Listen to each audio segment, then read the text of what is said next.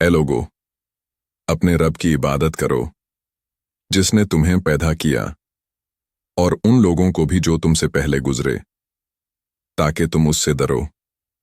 वो अल्लाह जिसने तुम्हारे लिए ज़मीन को फर्श बनाया और आसमान को छत बनाया और आसमान से पानी बरसाया और उसके ज़रिए फाल उगाए तुम्हारे लिए रोज़ी के तौर पर, तो अल्लाह के लिए हमसार मत बनाओ, हालांकि तुम जानते हो। और अगर तुम्हें शक है उस चीज़ में जो हमने अपने बंदे पर नाजिल की है, तो एक ऐसी ही सूरह ले आओ और बुला लो अपने सब गवाहों को, अगर तुम सच्चे हो। लेकिन अगर तुम ना कर सको और कभी ना कर सको, तो डरो उस आग से जिसका ईंधन इंसान और पत्थर हैं, जो तैयार की गई है कफीरों के लिए। और उन लोगों को जो ईमान लाए और नेक अमाल किए, उन्हें खुशखबरी दे दो कि उनके लिए ऐसे बाग हैं जिनके नीचे नहरें बह रही हैं। जब भी उन्हें उसमें कोई फल दिया जाएगा रोज़ी के लिए, तो वो कहेंगे, यही तो वो है जो हमें पहले भी दिया गया था। और उन्हें मिलता जुलता फल दिया जाएगा और उनके लिए वहां पाकिज़ा बीवियां होंगी और वो हमेशा उसमें रहेंगे।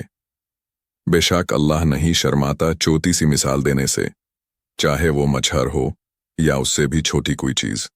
जो लोग ईमान लाए हैं वो जानते हैं कि यह उनके रब की तरफ से हक है, और जिन लोगों ने कुफर किया वो कहते हैं, अल्लाह का इस मिसाल से क्या मतलब है।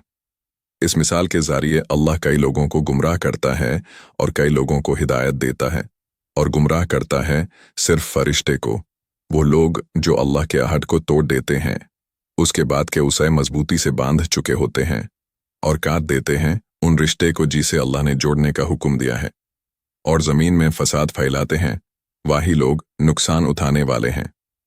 तुम कैसे अल्लाह से इनकार कर सकते हो, जबकि तुम मुर्दा थे, फिर उसने तुम्हें जिंदगी दी, फिर वो तुम्हें मौत देगा, फिर जिंदगी देगा, और फिर तुम उसी की तरफ लौटाए जाओगे। वही अल्लाह जिसने ज़मीन में सब कुछ तुम्हारे लिए पैदा किया, फिर आसमान की तरफ रुजू किया और उन्हें सातों आसमान बनाया, और वो हर चीज़ का इल्म रखता है।